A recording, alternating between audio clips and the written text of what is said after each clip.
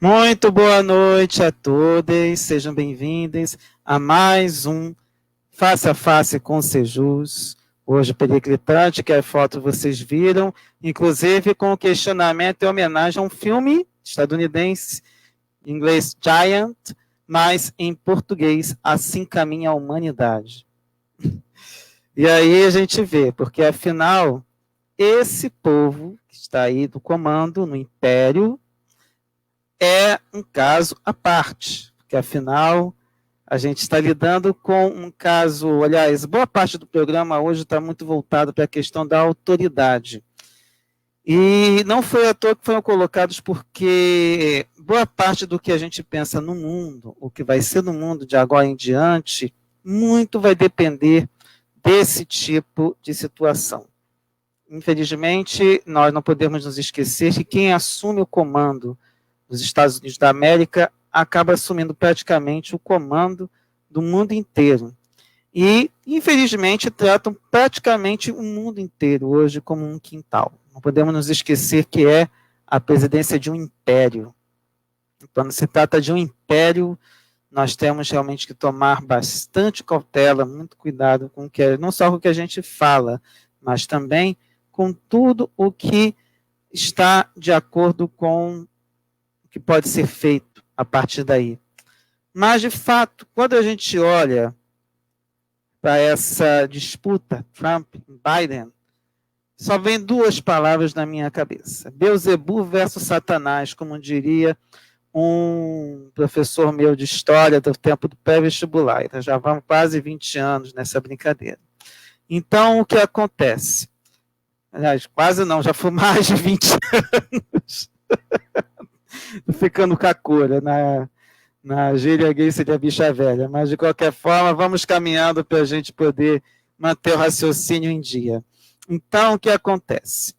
Nós estamos diante de dois dilemas que, na verdade, têm se tornado cada vez mais evidentes de uns tempos para cá.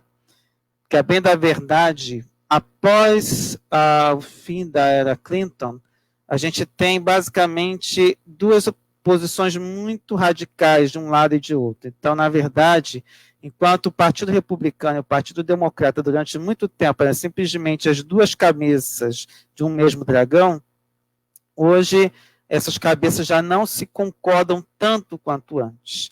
E aí você tem um agravante de hoje você ter de um lado a extrema-direita e do outro lado a direita. Não se enganem. Então, por isso que a figura colocada de Beelzebub e Satanás cabe bem exatamente porque nós não podemos esperar coisa boa de nenhum dos lados. E ambos vão defender com unhas e dentes o próprio país, sem se importar com qualquer escrúpulo para defender os interesses do Estado profundo. Não podemos nunca nos esquecer disso. Nenhum deles é bonzinho com ninguém, por mais que tenhamos um desgoverno que simplesmente se rebaixa a cada dia para esse país. E o que não podemos esquecer é que os dois têm visões imperialistas, temos um desgoverno que é absolutamente serviçal, não acredito que havendo troca de partido, nós teremos muita diferença, e muito pelo contrário, eu acredito que aí sim nós podemos ter um servilismo ainda maior, porque é absolutamente, eu acho que é exatamente por isso que ele foi lá e bateu continência para a bandeira americana. Nenhum governo do mundo talvez seja tão sabujo quanto esse. Acho que nem o de Israel é tão sabujo no sentido de se mostrar tão servil e tão desmoralizado perante o mundo. Então, não foi só para bater continência, para servir de tutor do Brasil. Então, não podemos nunca nos esquecer de que em nenhum momento nós podemos pensar que, de repente, mesmo o Biden tendo prometido ou proposto sanções contra o Brasil por conta das queimadas, não acredito que aconteça algo que seja contra os interesses dos Estados Unidos, mas infelizmente vem trabalhando contra os interesses da soberania nacional. Gente, quem for chegando pode mandar o boa noite, pode também mandar ideias. e debater com a gente, que esse aqui não é um programa só para eu falar, é para vocês também conversarem, é para todo mundo ficar à vontade, para a gente debater alguns assuntos, aproveitando que aqui é uma quantidade de pessoas que seguem o Sejus, e a oportunidade de a gente também trazer o Evangelho de uma maneira pensando na atualidade, pensando de que maneira também a gente pode pensar no país. Não somente no país, mas também nas próprias questões do nosso movimento e, claro, no movimento espírita e também das nossas individualidades, cada um trazendo a sua oportunidade. Antes que eu me esqueça, temos alguns pontos que precisam ser ressaltados, que são algumas novidades após o debate, que, na verdade, até foi interessante que alguém chamou de telecat, acho que foi a Heloísa Vilela no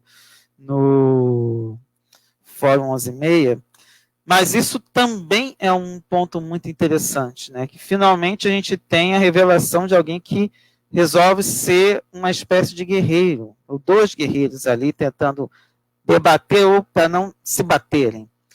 E aí temos uma novidade que veio a partir daí, que é a questão não somente das mentiras durante o debate e a truculência, você teve também a suspeita de sonegação de imposto de renda versus a defesa de partidários para que ele o faça, ou seja, você tem também essa pressão para que o Trump pague os impostos, ele que é um bilionário, tem Trump Tower para diversos lugares do mundo. E se a gente for para pensar que muita gente considera o país dos Estados Unidos um país maravilhoso, a gente vê que não tem muita diferença do Brasil nesse ponto, porque afinal o que mais temos aqui são ricos na política buscando maneiras de que os pobres paguem impostos. De maneira proporcional, os pobres pagam, simplesmente sustentam o Estado brasileiro. E de forma que os ricos simplesmente saqueiem o Tesouro Nacional, ou pelo menos as contas que são disponíveis e que deveriam estar disponíveis para toda a população. Então, novamente, nós temos aquele estudo que já foi feito aqui sobre a questão da autoridade e do uso do dinheiro que tem que ser para o bem de todos, e não simplesmente o bem para uma casta. E é exatamente o que a gente vive. Nós temos uma casta que simplesmente saqueia e que faz de tudo para se manter nessa condição de saqueadora do Estado brasileiro. E o pior de tudo, que não somente manda, como manda as pessoas irem para a rua, se manifestarem de acordo com o que eles querem. Então, mais do que nunca, que esse ponto que nós estamos aqui é um momento para a gente poder pensar maneiras de a gente reverter essa situação que não é tão simples, muito pelo contrário. E aí, outras novidades dessa semana nesse telecat, que foi o Papa Francisco se recusar a receber Mike Pompeo, que era uma das pessoas que tem um cargo importante dentro do governo Trump. E isso mostra uma dignidade muito grande da parte do Papa Francisco e talvez até uma ousadia. Como ele foi eleito inimigo número 1 dos Estados Unidos, especialmente via Steve Bannon, então nós podemos esperar talvez alguma outra forma de embate. Por enquanto o que nós temos é uma campanha nas redes sociais tentando desmoralizá-lo como se ele fosse o anticristo. E pegando por base uma teoria que, pelos historiadores, é completamente defasada, que infelizmente está em Emmanuel, no livro A Caminho da Luz, e está também no livro do Apocalipse, se não me engano, no estudo do Apocalipse, que o Caí Bachuta colocou, dizendo que o Papa seria a besta do Apocalipse. Segundo os historiadores, a besta do Apocalipse seria Nero. O Apocalipse, como vem estudado, e do jeito que as coisas me chegaram, as informações que me chegam, é algo que a gente tem que tomar mais cuidado do que qualquer coisa que foi feita até hoje. Porque, segundo os historiadores, o grego do livro Apocalipse não é o mesmo grego escrito no Evangelho atribuído a João. Então, a conclusão que chegam é que o João do Apocalipse é diferente do João do Evangelho. Então, nós temos aí muitos problemas nessa questão dessa obra e, em algum momento, talvez a gente retorne para tratar de como isso tem influenciado, inclusive, a política internacional, de maneira bastante tenebrosa. Outra coisa que é importante colocar, o universo paralelo dos benonistas. Por que benonistas? Porque, bem da verdade, não somente Bolsonaro como Trump, como outras pessoas que estão assumindo hoje, ou melhor, estão hoje em cargos da extrema-direita e outros grupos que estão se organizando para também montar chapas da extrema-direita nos países que ainda alimentam sistemas que nós podemos chamar de democráticos, estão ainda com esse universo paralelo. Eles tentam puxar essas pessoas para esse universo paralelo de uma maneira absurda, abjeta, e procurando convencer as pessoas com uma lavagem cerebral bem difícil e, o que é pior, contando com o apoio de diversas redes sociais. Não vou nem dizer qual delas, mas a gente certamente, vocês devem saber quais são. E o que nos preocupa? Agora, nós tivemos o Trump dizendo que está com Covid. Aí vem aquela pergunta, até teve gente se solidarizando. A questão aqui, eu acho que não é nem se solidarizar. A gente se solidariza, a gente olha por tanta gente, mas é claro que a gente olha quando a gente tem carinho. Quando a gente olha quando a gente não tem exatamente carinho, é melhor não orar para a gente não interferir e, de repente, ser hipócrita. A gente não pode ser hipócrita, a gente tem que ser verdadeiro. E a minha dificuldade é entender se realmente é verdade, já que aqui no Brasil, até hoje, para uma dúvida se isso realmente aconteceu com o nosso atual ocupante do Palácio do Planalto. E aí foi interessante que veio uma pergunta, será que vai tomar cloroquina? E a rigor o que foi divulgado é que cloroquina não passa nem na porta daquilo que ele vai ingerir. E ao que se soube hoje, ele está internado numa UTI. Mas vamos aguardar as novidades. O Boris Johnson também foi internado, foi levado para uma UTI.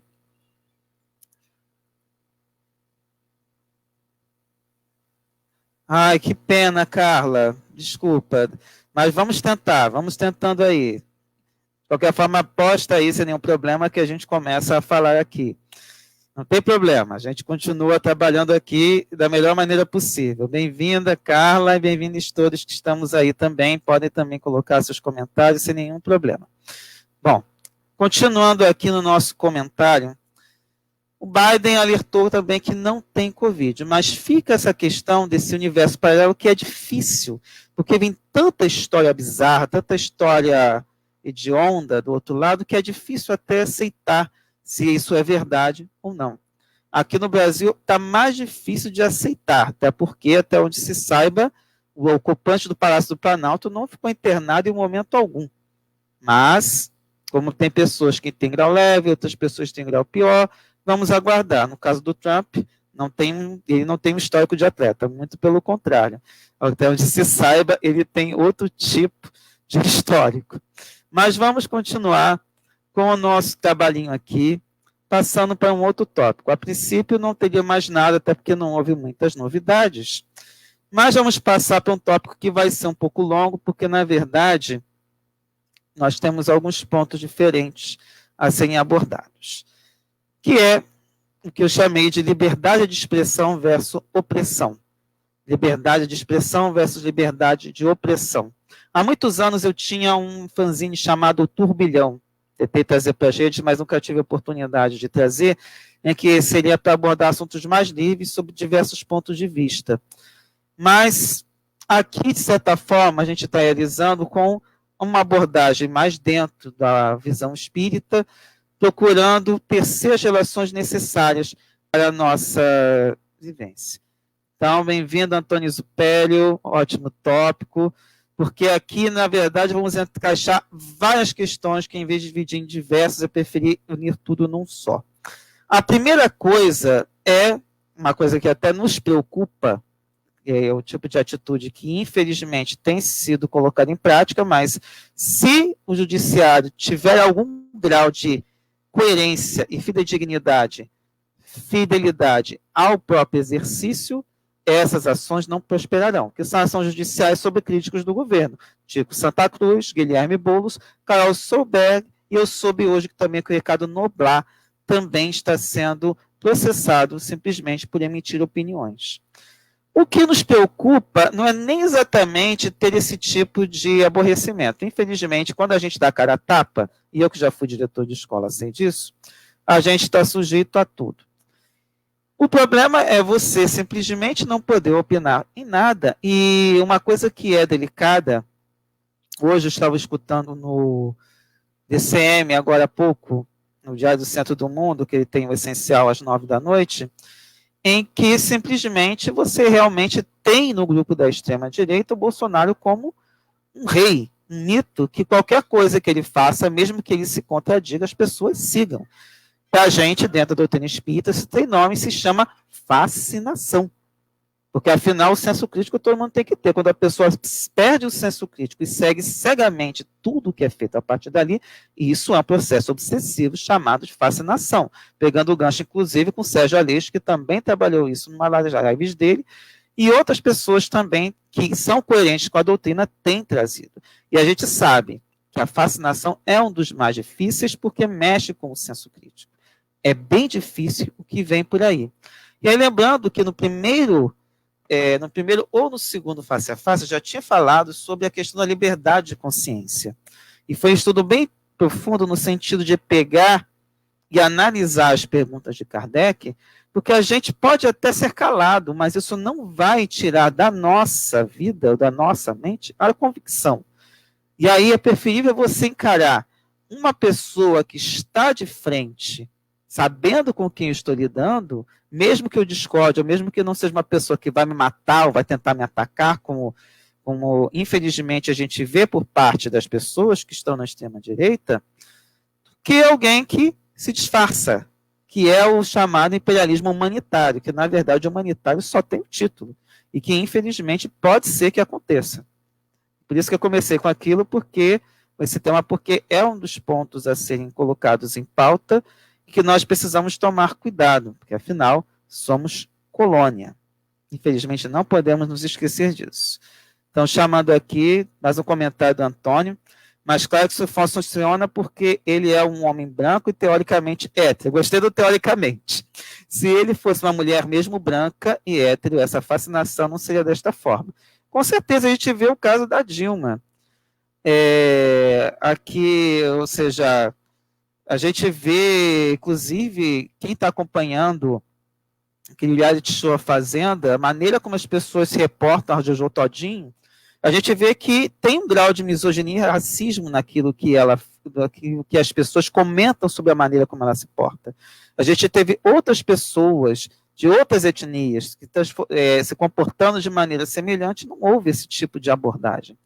E é claro que isso tudo influi. A gente vê, ele mesmo, não sei se ele tem noção, a gente não sabe até que ponto que se passa naquela cabeça, que ele não é branco para fora do Brasil. Ele pode ter todo o aspecto ariano, mas ele nunca vai ser branco para um americano. Ele é latino, antes de tudo. Pode ter sangue italiano. Eu também sou italiano. Aliás, eu também tenho descendência italiana e nem por isso. É um negócio que varia. E a gente pega também outros casos aí também. Não é fácil. A Carla também comentando aqui, só a Carla não consigo entrar como Carla. Vamos caminhando então.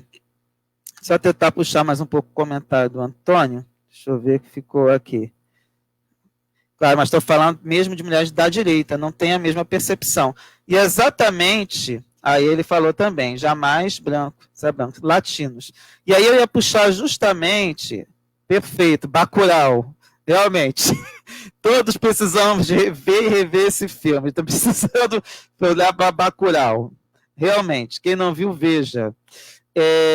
Eu ia comentar o caso, por exemplo, que pelo menos me preocupa, eu acho que deve ser a preocupação de vocês também, dentro dessa questão de liberdade de expressão e liberdade de opressão, o que nós estamos vivenciando, que é a desmoralização judicial com relação a expoentes da extrema-direita. O caso, por exemplo, da ex-procuradora e hoje deputada, Bia Kicis, que ela fez aquela postagem, acho que foi no domingo, botando blackface no rosto do Mandetta e no rosto do Moro, e absolutamente racista, e não tem punição.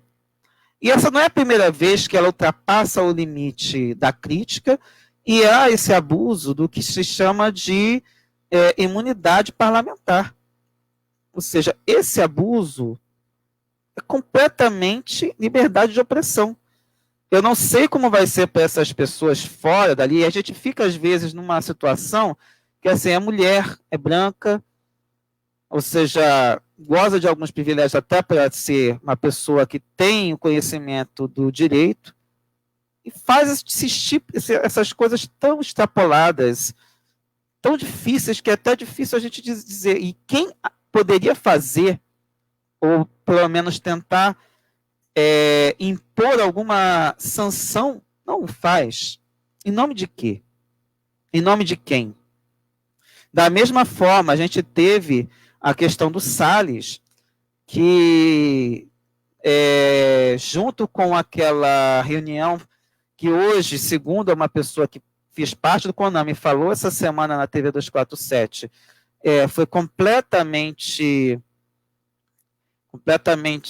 esvaziado de termos de representatividade de pessoas que realmente cuidam da natureza, que são a questão da desproteção a manguezais e restingas. Foi parada pela Justiça do Rio de Janeiro, mas hoje o TRF2 liberou. Então a Justiça, conforme o Alisson Mascaro já tem falado em diversos lugares, tem trabalhado exatamente para a manutenção desse status quo. Então, aquilo que atrapalha esse capitalismo imperialista vai ser barrado, vai ser colocado de lado, mesmo que seja uma pessoa, mesmo que seja um ex-presidente da República, mesmo que seja alguém um ativista, ou qualquer um de nós aqui. E cada vez mais é provável que a gente tenha mais absurdos provenientes da justiça, como, por exemplo, a liberação do retorno às aulas numa das cidades em que eu trabalho, com base, e isso veio da vara da infância. A vara da infância, que servia para proteger as crianças, pode levar uma contaminação que voltou a crescer na cidade para todo mundo. Então, até que ponto que vai a responsabilidade de quem tem autoridade sobre a vida das pessoas? Tem mais coisas pela frente, gente, que, por exemplo, outra coisa que eu queria ressaltar, dentro desse esquema que vem desse exercício da autoridade, o caso da Lava Jato paulista, que termina sem punir tucano nenhum. E mais uma vez a gente vê esse conluio, essa dificuldade que nós temos dessa relação. Na verdade, não seria uma dificuldade, mas a dificuldade de nós, que não estamos tendo uma confiança por parte do Poder Judiciário e que continua protegendo determinados grupos. A gente vê que não vai para frente. Sabe que a Lava Jato veio com uma proposta absolutamente por dentro do Império. A gente vai falar depois sobre um ponto mais da Lava Jato, mas esse é um dos pontos que também vem essa coisa. E a preocupação, a gente fala aqui no sentido de tentar ver se alguém acorda. A gente sabe que a nossa voz é pequena, o nosso alcance é pequeno, mas o objetivo é a gente pensar exatamente no nosso lado moral. Tem gente que apoia isso. Se diz espírita. E apoia esse tipo de bizarrice. Além disso, nós temos outro ponto. Deixa eu ver se tem algum comentário aqui, que eu tenho que pular para lá e para cá. A Lava Jato não chegou à Casa Grande. Eu vou dizer mais, Antônio, não vai chegar. Infelizmente, aliás, é complicado dizer que infelizmente, porque a Lava Jato foi montada para destruir um partido, para tirar um partido do poder, um trabalho que estava sendo feito ajudando muita gente do nosso país, e infelizmente o que sobrou é essa situação que nós temos hoje. Tiramos um país soberano e hoje é um país absolutamente de joelhos, para não dizer em outras situações, absolutamente voltada para cumprir ordens do Império. É basicamente isso que é feito. O desgoverno que está aí basicamente só serve para isso. Mas eu queria comentar que eu não sei, eu não estou acompanhando a mídia corporativa, acompanho mais a mídia de esquerda, mas eu fiquei vendo e fiquei realmente horrorizado com um vídeo que as embaixadas receberam com ordem para ofender o Lula e proteger o Bolsonaro. Agora, o mais interessante foi a bizarrice do texto, que o texto realmente é muito bizarro, tipo, o Lula é corrupto e comunista, o Bolsonaro é bom e de direita. É nesse nível.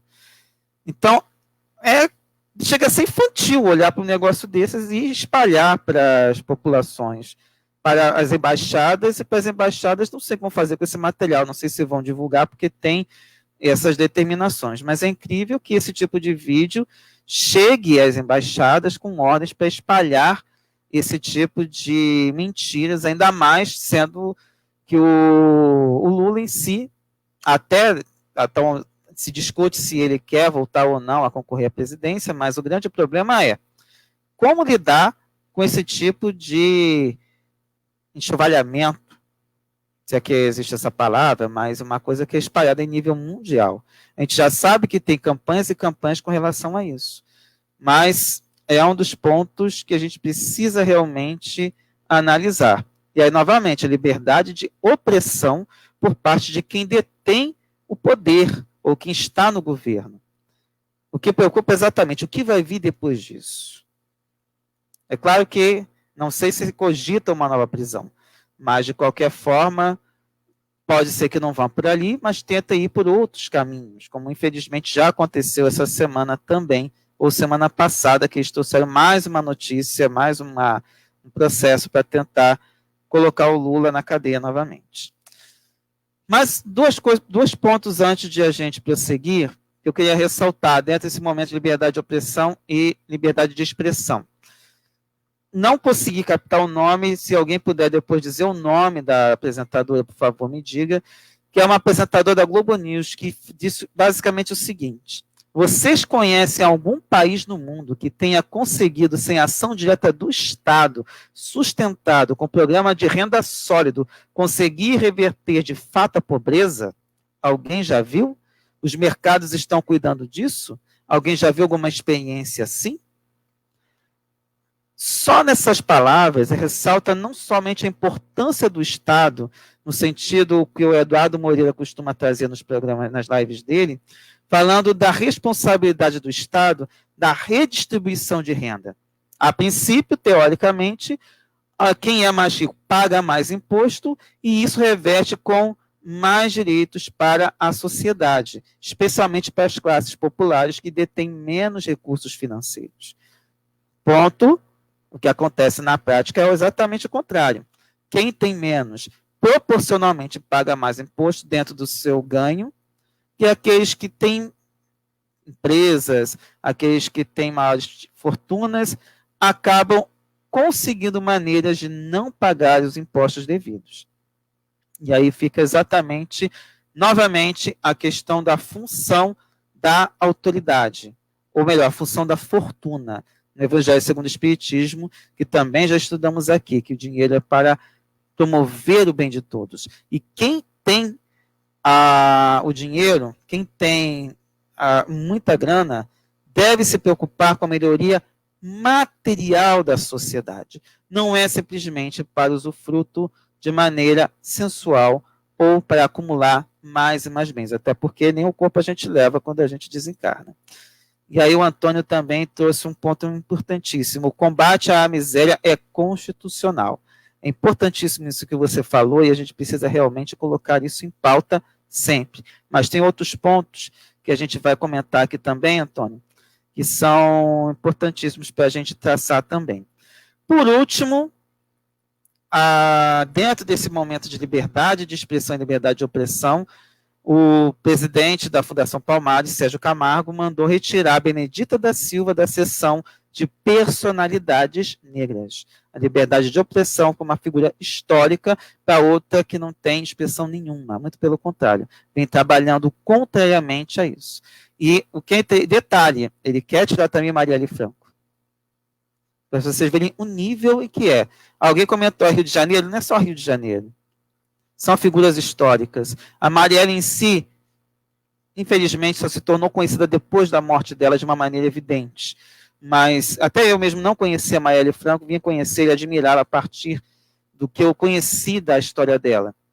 E ela se tornou um marco e incomoda exatamente porque são pessoas que incomodam não só por conta da história, mas porque estão no terreno da família.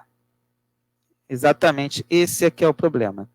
Então, nós temos a liberdade de opressão vindo de maneira avassaladora e tentando de todas as formas apagar figuras históricas e que realmente lutam por um país melhor, ou lutavam, no caso da Marielle, enquanto estava encarnada. Bom, gente, os assuntos são punks, não sei mais nesse ponto o que comentar aqui, mas vou trazer agora um outro ponto, que é a questão do futuro ministro do STF. Uma coisa que me veio na cabeça, que tem sido a discussão de vários pontos sobre essa decisão de trazer o Cássio, que é um católico, e, segundo o que o pessoal fala, garantista. E quem se lembra das outras falas da presidente, para não dizer outra coisa, foi que ele colocaria um ministro terrivelmente evangélico. Mais tarde, eu vou falar sobre o que você pediu, Antônio, e a gente vai poder falar um pouco sobre isso também.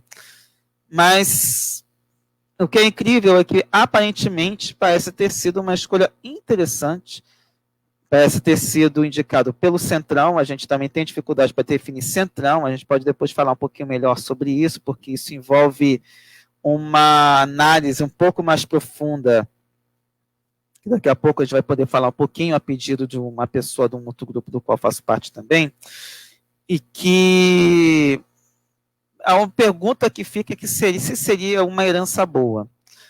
A gente não sabe o que vem dali, porque muitas pessoas indicadas pelo Partido dos Trabalhadores se tornaram outras pessoas depois que assumiram os cargos. Inclusive, a única figura indicada pelo Lula de forma de coração, que foi uma indicação pessoal, que foi que atualmente é o ex-presidente da Corte, do STF. Mas o que vem a partir daí, nós não sabemos. Só depois que assumir o cargo que a gente vai ter ideia. E aí a gente não tem noção do que pode vir pela frente. Mas a gente está tendo uma movimentação no lado da extrema-direita com relação a uma espécie de revolta dos terrivelmente evangélicos aí querendo estraçalhar com o Bolsonaro, exatamente por ele ter feito política. E aí é que vem, gente. O Bolsonaro aprendeu a governar? Vamos pensar nisso, gente. Nós podemos estar lidando agora com alguém que sabe mexer em diversas frentes. Ele sabe com quem pode mexer, ele sabe com quem não pode. Então, a partir daí, vem essa interrogação que não podemos deixar de lado. Ele sabe muito bem mexer com a extrema-direita, mas, sabe, de repente, a partir daí, a gente pode estar lidando com alguém que aprendeu a lidar com a negociação. Se ele aprendeu a lidar com o apoio do império, então realmente nós podemos estar em perigo de ter um governo de extrema-direita um pouco mais extenso do que poderíamos imaginar. Então, infelizmente, não podemos ter boas coisas aqui adiante. Por falar nisso, um caso que não podemos esquecer também, que é a questão do financiamento dos programas de assistência social. Ficou evidente agora, vou até mostrar para vocês, sobre a questão desse programinha básico da primeira-dama. Vou até mostrar para vocês aqui, que é o Pátria Voluntária. Eu, sinceramente, não sabia nem que isso existia. E tá aí. Tá no Instagram, tá no Twitter, tá no Facebook. É isso aí. Pátria Voluntária. 7,5 milhões que eram para a compra de testes foram parar nesse programa. Esse é o Instagram da Pátria Voluntária. Não sei que tipo de trabalho é feito, mas pelo que eu li na Wikipédia, a ideia era estimular o trabalho voluntário no Brasil. Vamos ser bem sinceros, gente. Com o dinheiro que rola, eu vou ser bem sincero, eu não sou a favor, eu sou a favor do trabalho voluntário, mas eu não sou a favor que o trabalho voluntário seja para governos. Eu trabalho numa casa espírita voluntariamente, eu trabalho num pré-vestibular comunitário voluntariamente, trabalho em várias coisas voluntariamente, mas para o governo não. Porque isso é uma forma de o governo não agir. Então a gente tem que cobrar das empresas que têm responsabilidade social e dos governos em todas as instâncias o cumprimento das suas funções constitucionais. Então, o que o pessoal até meme esses dias tentou comparar o casal atual com o casal Rosane e Fernando Collor, exatamente por conta desse tipo de estratégia. Verdade. Valeu, Antônio. Mas a ideia é exatamente essa. A gente precisa cobrar para que eles comprem, porque dinheiro há. Dinheiro existe e tem que ser para o serviço público. E o serviço público envolve diversas frentes, não somente assistência social. Temos diversas questões. Basta ver que o judiciário, os salários são gigantescos. E os trabalhadores do legislativo também, os salários dos assessores e pessoas que compõem os funcionários do legislativo, os salários também são grandes. Do executivo, se for da educação, saúde e assistência social, no geral, os salários são mais baixos. Hoje, o da segurança pública está crescendo por conta de uma espécie de benesse, porque, afinal, a segurança pública pode ser que o cara da Polícia Federal bater na tua porta e te prender. Então, por isso que, de certa forma, dão muito dinheiro para esses setores. Mas saúde, educação, assistência social e outros setores básicos é completamente defasado. Não tem nem como comparar. E isso acaba desestimulando pessoas a assumirem funções extremamente essenciais para o desenvolvimento da nação. Inclusive pensando em futuros juízes, em futuros policiais. Sem passar pela educação, não tem como. Sem ter uma saúde de qualidade, as crianças não crescem. E aí você simplesmente acaba com esse serviço, terceiriza para quem? Para quem? No frigir dos ovos, você vai ter que passar alguma vez na vida, pelo menos no Brasil, por pelo menos um hospital público. Porque tem coisas que você não consegue resolver numa entidade particular. Quer ver um exemplo? Um dos filhos do Roberto Marinho, dono da Globo, fez tratamento de câncer no INCA. Serviço público. Estamos falando de uma das pessoas que tem domínio sobre boa parte das mentes dos brasileiros. Participou do serviço público. Agora vamos perguntar se alguém na Globo ou em qualquer outra emissora defende o serviço público de qualidade de maneira evidente. É só a gente procurar que a gente vai ver. Nem na Globo News a gente consegue esse tipo de defesa. E a gente vai chegar lá que tem outros pontos que eu vou precisar falar, de colocar os dedos na ferida. Sobre esse financiamento dos programas de assistência social, um ponto que eu queria colocar e que é incômodo, que eu acho que vai ser para todos nós, ou melhor, para todas nós, é a questão, por que ninguém destaca a questão do serviço da dívida? O Lula conseguiu transformar a dívida externa em dívida interna. O que para muita gente foi assim, pagou a dívida externa, beleza, realmente. Só que pagou como? Transformando a dívida externa em dívida interna. Isso é muito mais fácil de você organizar. Você faz isso de uma maneira muito melhor, porque afinal a dívida não está em dólar. E agora imagine quanto perderia a dívida se estivesse em dólar agora. Mas você tendo a dívida em real é muito mais fácil de você planejar e organizar. Agora, será que não tem como renegociar? O que a gente mais faz hoje é renegociar a dívida com o banco? E diga-se de passagem, foram dados, pelo menos o que foi divulgado, cerca de 1 trilhão para os bancos. E não foi pagamento de dívida. E que tipo de benesse algum banco concedeu para qualquer pessoa que vocês conheçam? Eu não conheço. Especialmente comigo, que estou endividado até a alma. E aí, o que acontece? Os bancos sustentam a mídia corporativa. Basta ver os comerciais de banco, vamos de cabo a rabo. E o próprio Eduardo Moreira já foi chamado uma vez a atenção para não falar mal de banco, porque os bancos patrocinam os programas. Patrocinam essas emissoras que, diga-se de passagem, estão sempre no vermelho. Não sei o caso da Record, porque a Record utiliza o dinheiro da Universal e certamente outros investimentos também. Mas, de qualquer forma, no geral, essas emissoras procuram estar próximas dos governos porque é uma forma de conseguir empréstimos a juros baixos.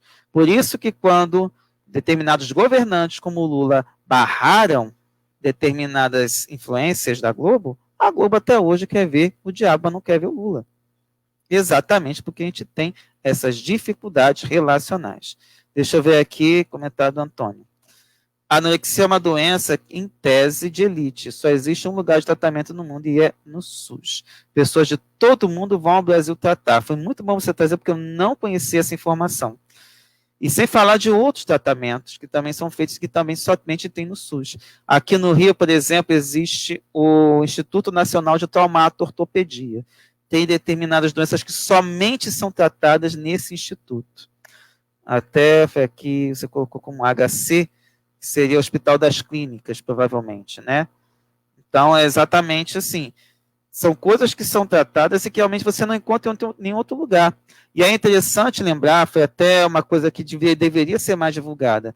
Se hoje o iPhone é caríssimo, um Galaxy, não sei que Galaxy nós temos aí também é caríssimo, por outro lado, você consegue fazer determinadas operações de alta complexidade, como essas que nós comentamos aqui, gratuitamente no SUS.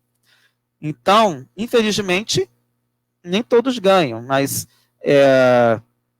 entre você consumir uma tecnologia da última geração, ou você ter saúde, vamos pensar o que a gente quer melhor.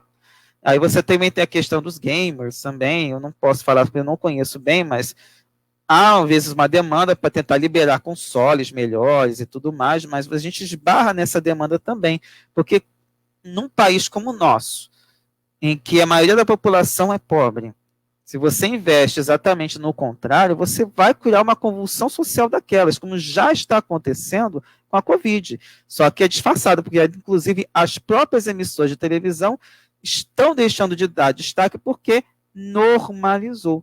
E aí você mexe com determinados interesses que, às vezes, fogem ao nosso alcance, ao nosso entendimento. Mas ainda sobre este ponto, há algo que eu queria comentar. Porque a gente fala muito, mas a gente não vê, pelo menos eu não vi. Se alguém tiver essa informação, por favor, me corrija. Mas eu não vejo também pessoas da esquerda tentando criticar esse tipo de atitude. Ou seja, por que não se renegocia as dívidas para sobrar mais dinheiro para investir nesses programas sociais, como, por exemplo, esses que foram citados aí, e outros programas exatamente para dinamizar a economia? Porque a esquerda, a meu ver, quer retornar ao poder e vai ter que negociar com os bancos. E a gente sabe, pelo menos quem conhece melhor, a gente sabe que a esquerda só assumiu os governos, não somente no Brasil, mas em outras partes do mundo, com uma forma de concessão do império. Foi um momento em que isso foi permitido. E a gente percebe pelas coisas que vieram posteriormente, especialmente depois do golpe em Honduras, a reação em cadeia que foi na América e em outros países também, exatamente porque estavam incomodando. E isso a gente pega não somente nas entrelinhas, a gente pega, por exemplo, numa entrevista que o embaixador, o ex-embaixador americano, concedeu ao Conjur, consultor jurídico. E ele falou que o Lula estava incomodando ao governo Obama. Então, a gente não precisa nem ir muito longe. Outro ponto que eu queria comentar é uma questão que a gente precisa colocar. Cadê? Assim, tem mais comentário do Antônio. Exato, aqui as pessoas foram entrar em falência por tratamento de saúde. As famílias pedem tudo. Exatamente, Antônio. E aqui é interessante que de vez em quando vem umas campanhas, não sei se acontece aí nos Estados Unidos também, mas acontece aqui muito, de vez em quando chega assim, compartilha essa foto, bota uma criança, às vezes é tudo montagem ali. Até uma senhorinha ficou, mas como é que fazem isso com uma criança? Aí eu falava, bom, fazem coisas piores, né? Mas enfim. Compartilha no WhatsApp, que o WhatsApp vai doar 10 centavos por cada compartilhamento, aí a pessoa comparte. Aí, eu, às vezes, eu tento controlar a minha fúria, né? Porque eu fico lá enfurecido, que às vezes já esclareci, a pessoa continua compartilhando. Mas, infelizmente, isso acontece. Continuando o comentário do Antônio aqui. Não existe nenhum tipo de atendimento público, país desenvolvido. Pois é. E aí foi interessante, né? Que houve o Obamacare, foi desmontado, e no Reino Unido, acho que até existe alguma coisa parcial. O Boris Johnson foi atendido no serviço público lá, né, no Reino Unido, mas mesmo assim, como lá foi uma espécie de laboratório do neoliberalismo, a gente esbarra com essas dificuldades. Então, você falou aqui do exato em algum ponto que eu não me lembro, mas é tanta coisa que a gente vai falando aqui no modo contínuo que a gente fica um pouco tenso às vezes aqui. E aí, ponto. E a ascensão dos bancos nos governos de esquerda foram absurdas. Mas o problema é o seguinte, Antônio, aí não somente Antônio, mas para todo mundo. Banco não perde em lugar nenhum do mundo. Porque você tem patrocínio e certamente eles têm o poder de desestabilizar países. Então, por isso que é muito difícil se combater bancos. E como cada vez mais eles estão com os tentáculos por conta da globalização, é mais difícil realmente de você combater. É um inimigo bem delicado. Se um dia eu puder fazer, eu vou falar um pouco melhor sobre a questão do capitalismo ilegal. Eles atuam não só no capitalismo ilegal. Os bancos são propulsores do capitalismo ilegal também. Haja vista que muitos depositam em paraísos fiscais. O que são paraísos fiscais? São exatamente lugares em que você pode depositar o que você quiser sem nenhum tipo de comprovante. Se eu quiser depositar, de repente achei R$1 milhão na rua numa mala, fui tentar num banco tentar depositar, eu vou ser preso. Isso não acontece em outros países. Mas, e por que aqui, por exemplo, acharam aqueles R$51 milhões no apartamento do Gedel? É o dinheiro que não circula em banco. Você imagina o que não circula em banco, isso não ficou sabendo, e uma coisa que foi José Carlos de Assis, num artigo para o GGN, comentou, e outras pessoas também comentaram da seguinte forma: o sistema fiscal de imposto de renda, todos os sistemas fiscais do mundo são feitos para punir e vigiar quem é honesto. O dinheiro não entrou em banco? Não existe. É uma coisa muito mais sofisticada do que nós podemos imaginar. Poder financeiro nesse ponto, mais uma vez, trabalhando contra os mais desfavorecidos financeiramente. E aí um ponto que eu queria chegar, que seria essa visão da pátria voluntária, não vou nem me ater muito a isso, mas eu queria que a gente pensasse, porque é muito bonitinho pensar em assistência social, mas o que a gente quer, como justiça social, é a emancipação social. Seria importante que a gente começasse a pensar nisso, porque a assistência social é a cesta básica, vamos ser bem sinceros, o Bolsa Família também, mas o Bolsa Família tinha uma outra função, que era a emancipação social. Que, apesar de ser muito pouquinho, ele tinha a questão da saúde, cobrar a saúde dos pais, das crianças, as crianças na escola, as crianças indo para assistência social e diversos outros programas exatamente para mudar essa situação. Ainda pouquinho, mas mudar. Cursos para os pais que não tinham formação terem formação. Vários programas estavam envolvidos aí. E que, infelizmente, foram cortados por conta do golpe de 2016. O programa foi diminuído e todos esses serviços foram sendo desmontados. E aí é que está, exatamente, você está aí falando, exato, emancipação social, descolonizar. O que a gente precisa lutar agora é procurar essa emancipação social, as pessoas poderem assumir as próprias vidas, tomar as próprias decisões e não ficarem dependendo de favor nem de político e nem dessas questões do Estado. Você, por exemplo, a casa espírita, muitas vezes a pessoa vai lá pensando na comida, às vezes é a única refeição que ela recebe no dia, e fica escutando aquela palestra que às vezes ela não está interessada, mas ela quer a comida. Que tal convidar essas pessoas, tá aqui a comida, vamos depois trazer, vamos conversar um pouco sobre Jesus, sobre sua vida, de que maneiras que a gente pode mudar essa situação. Essa emancipação social você consegue com uma estrutura muito mais potente, que uma casa espírita não consegue dar conta.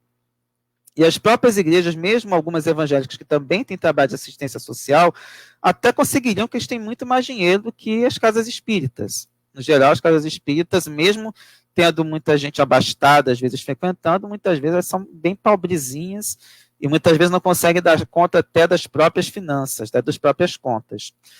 Mas a gente deve pensar exatamente nisso. A assistência social é uma coisa, é uma emergência. Mas o que a gente deve lutar é para a emancipação social. Somente assim a gente vai conseguir mudar o país, mudar essa situação toda.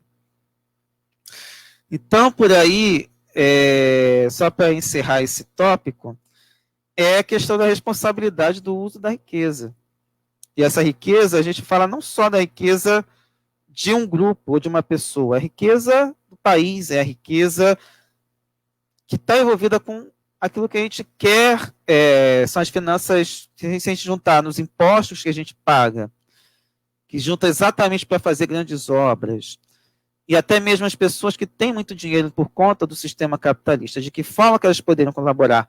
Isso tudo, infelizmente, ainda vai levar muito tempo. Não sei se vamos ter que passar por outras revoluções, com mais mortes e mais sangue, mas em algum momento as pessoas vão ter que acordar, que não adianta você ficar acumulando dinheiro apenas para o próprio usufruto. Em algum momento, isso vai ter que mudar. A gente está vendo, por enquanto, as empresas tentando se movimentar, produzindo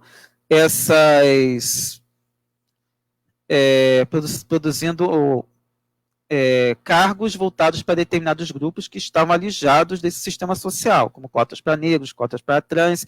Isso tem vindo à tona, mas isso é meio que uma vacina para que não haja uma convulsão social. A gente nunca pode esquecer disso.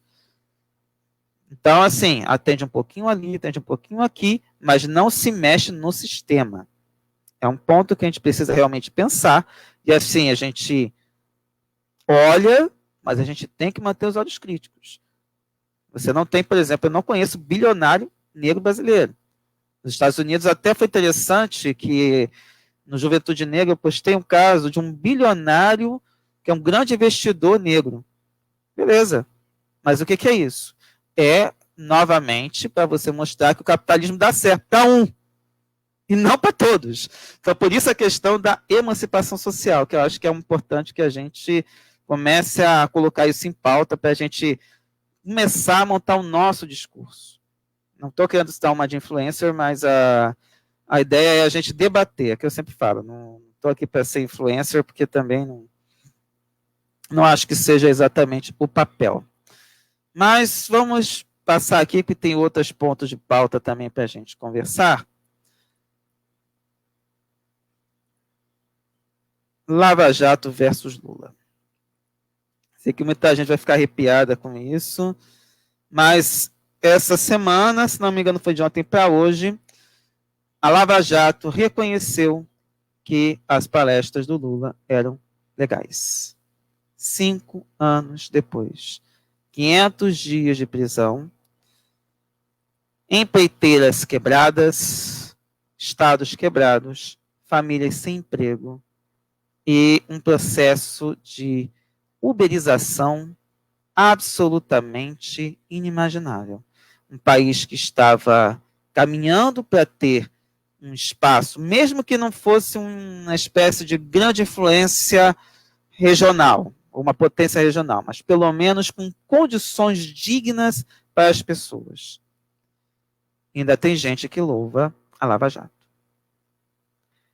Ela destruiu a economia brasileira. Não foi só um país, um partido que foi alijado do governo. Ela destruiu a economia brasileira.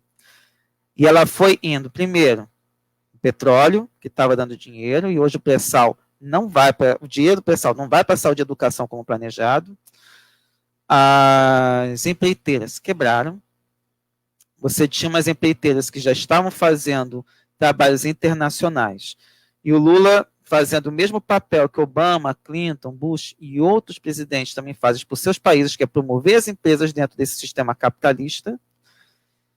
E o que aconteceu foi basicamente uma destruição, uma implosão da economia. Depois foram para cima dos Batista, né, dos irmãos Batista que cuidavam da JBS, e também, ou seja, pegaram o setor agropecuário, e assim foi desmontando as bases da economia brasileira. Só não está pior por conta dos 400 bilhões de dólares acumulados como reservas internacionais. E que, pelo que eu entendi, pelas pessoas que entendem de economia, que eu não entendo tanto quanto às vezes imagino, essas reservas são justamente reservas para serem usadas em caso de extrema urgência. E o atual governo ou desgoverno está queimando essas reservas, não para dar dinheiro para as pessoas, mas para dar dinheiro para banco. Esse é o resultado da Lava Jato. Antônio falando, essa destruição também na parte do plano. Com certeza. É engraçado que até a gente do plano foram descartados. Esse é um ponto, Antônio, que é muito interessante, que precisa ser sempre ressaltado. As pessoas servem o império, mas não percebem, elas acham que vão ter direitos a uma espécie de paraquedas dourado. Nem sempre.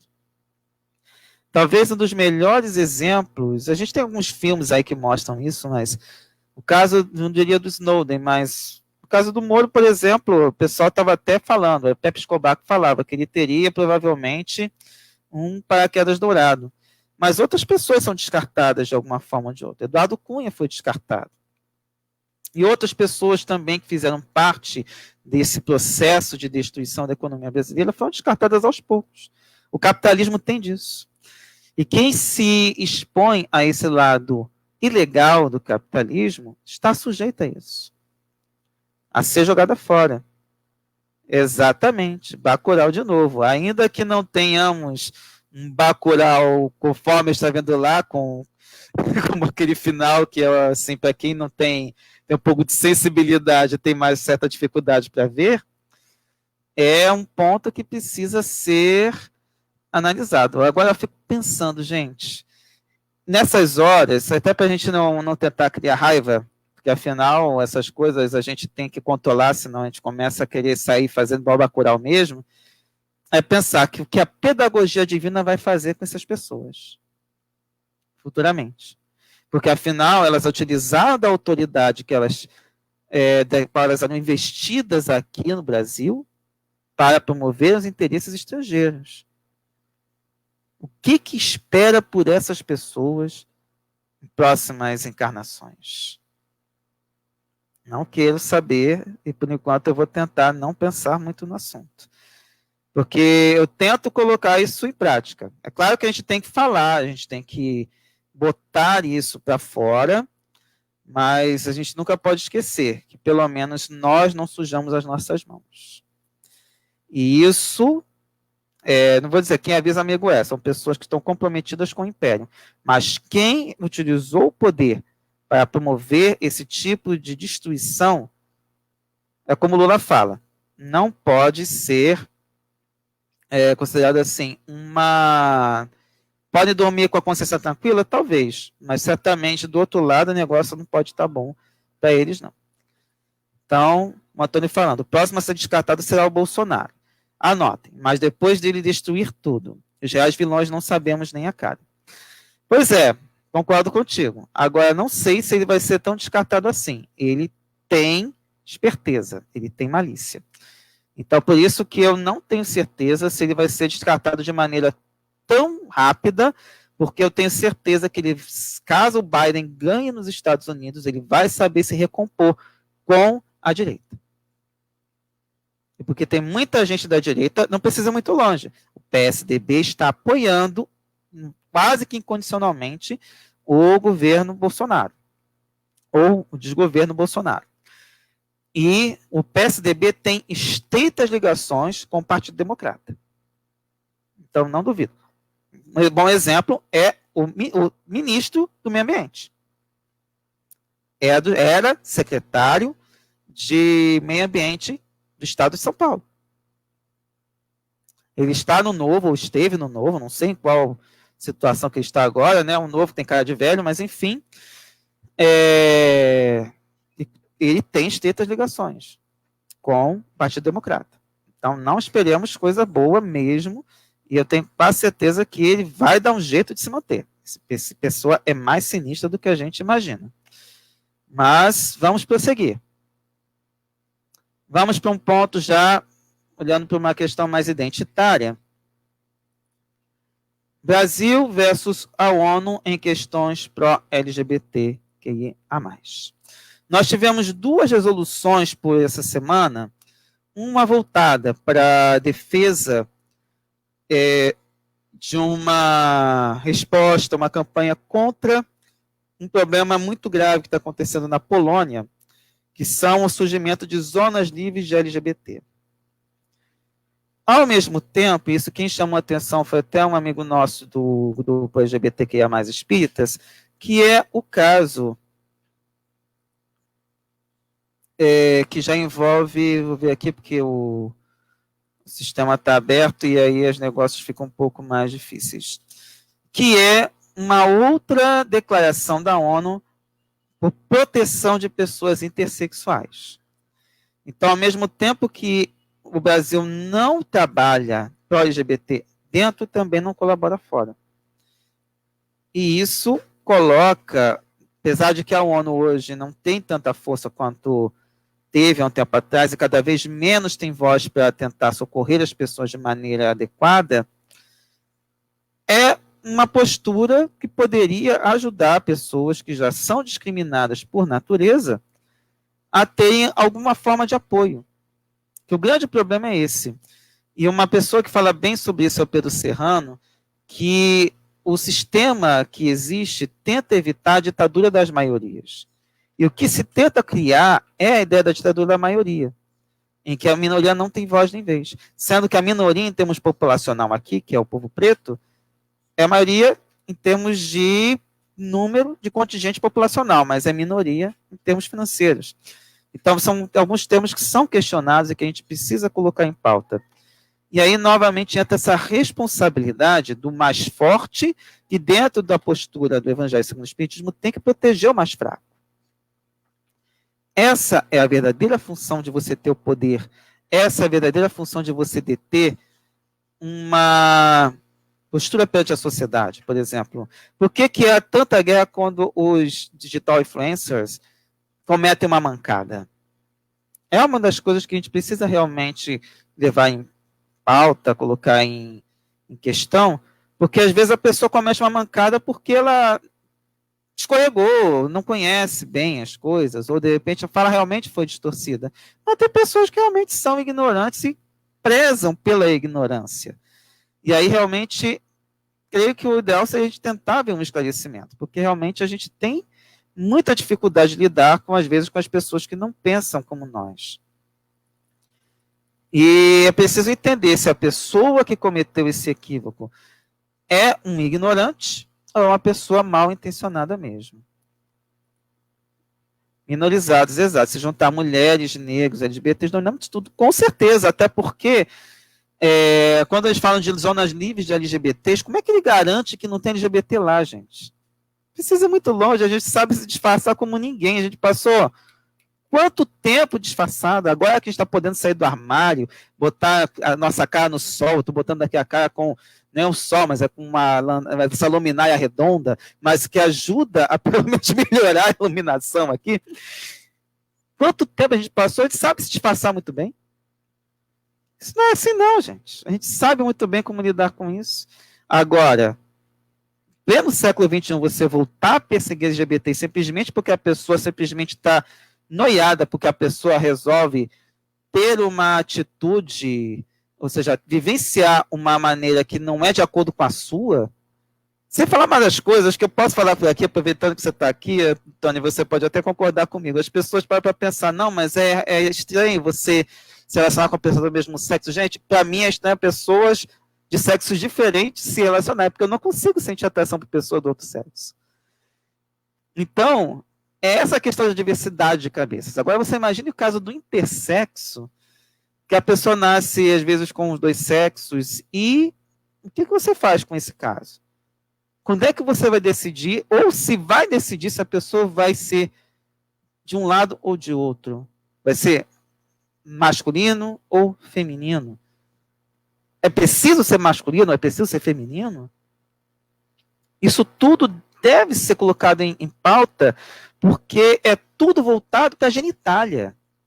Nós não somos genitália, gente. Nós somos espíritos imortais, investidos de um corpo de carne complexo. Somos seres muito mais complexos do que isso.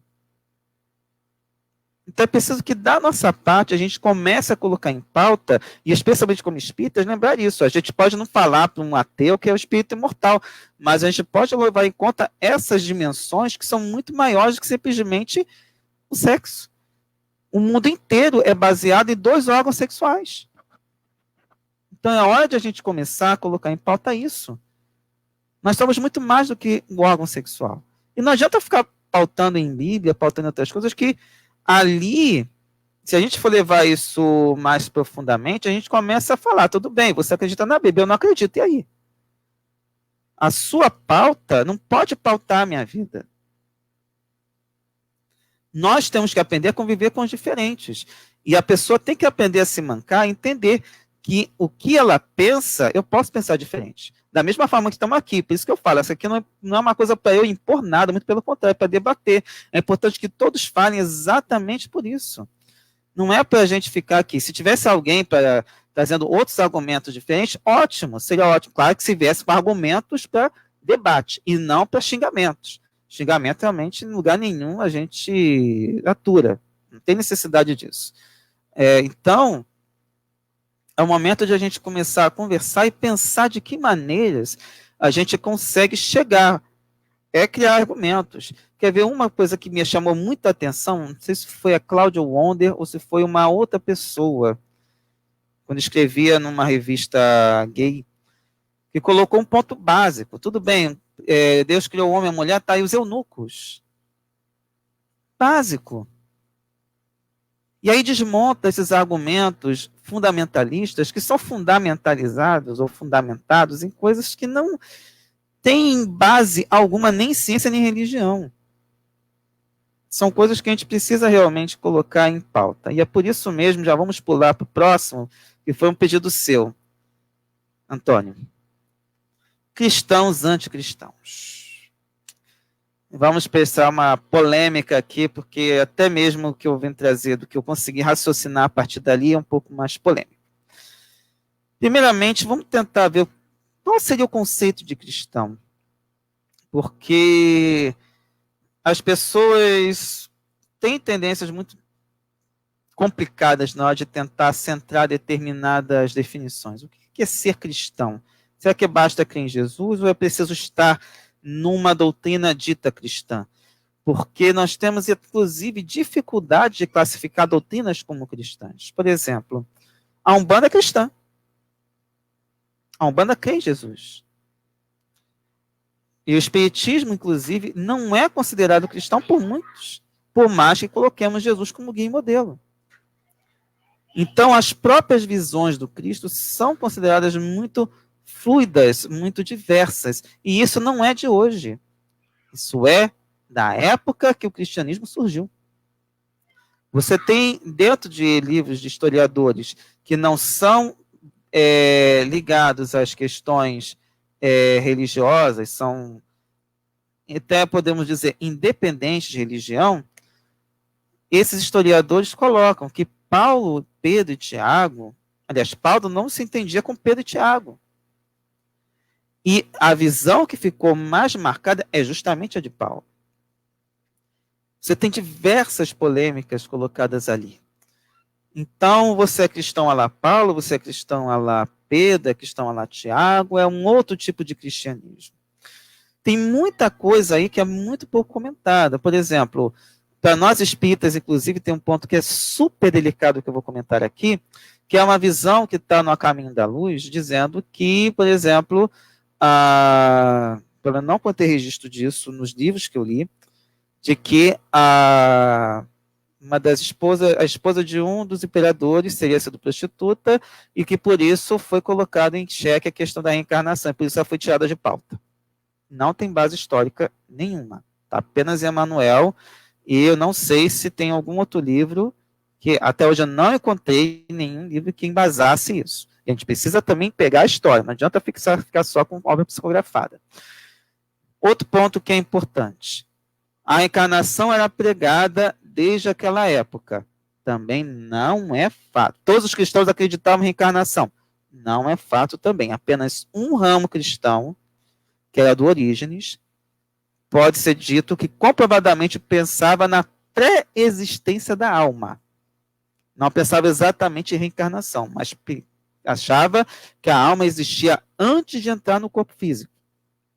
Então, a gente tem pontos muito delicados quando a gente pensa em cristianismos, e a gente tem que levar em conta que é um debate que não é tão simples. E aí é que vem essa outra coisa. O que seria o anticristão?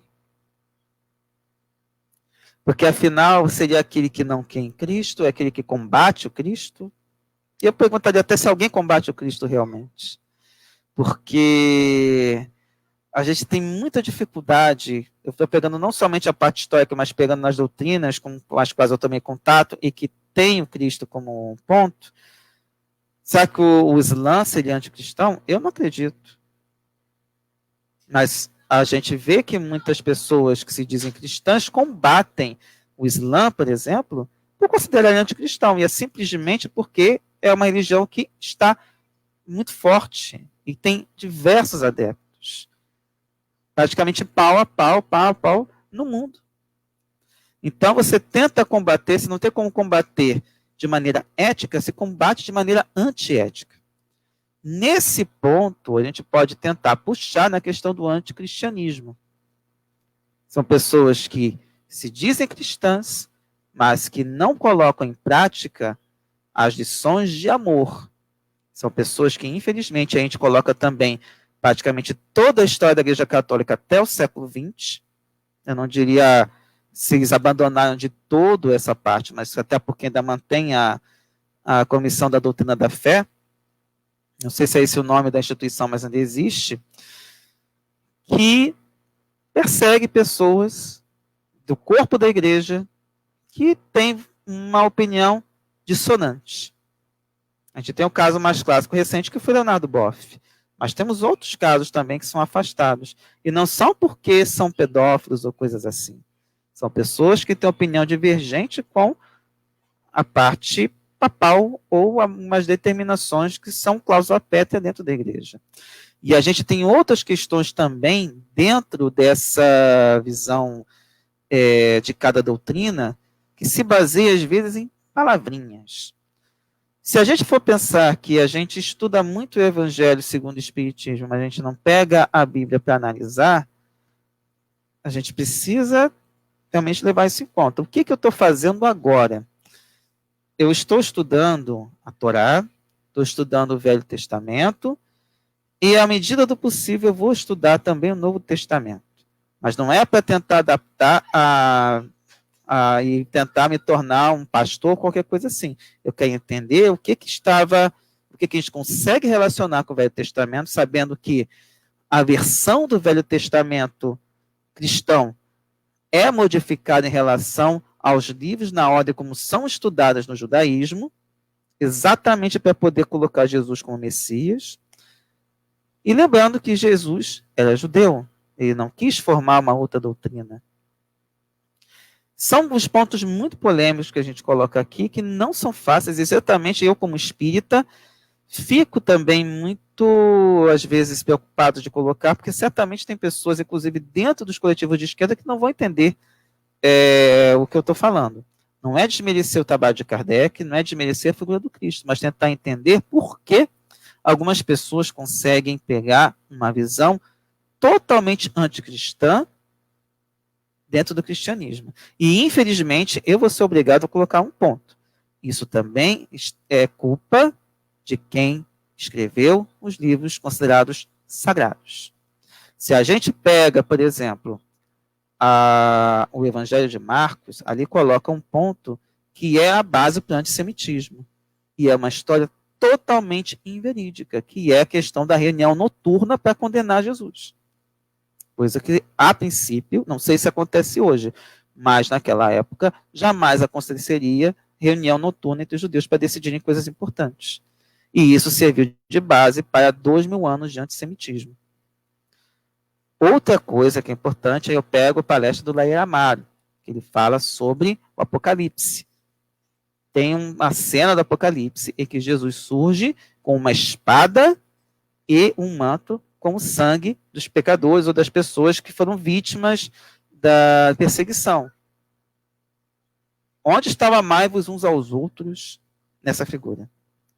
Mas é a figura que serviu de base para papas guerreiros, serviu de base para a Inquisição, e não foi só aquela passagem que está no Estranha Moral, de que não vim trazer a paz, mas a divisão.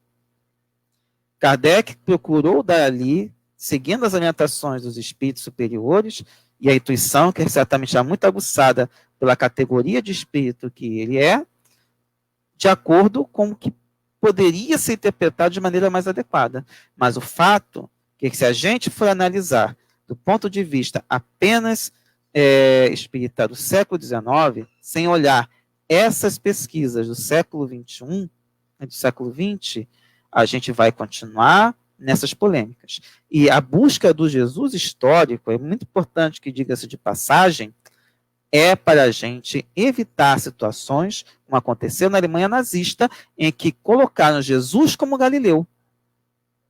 E isso serviu para perseguir os judeus sem a menor cerimônia.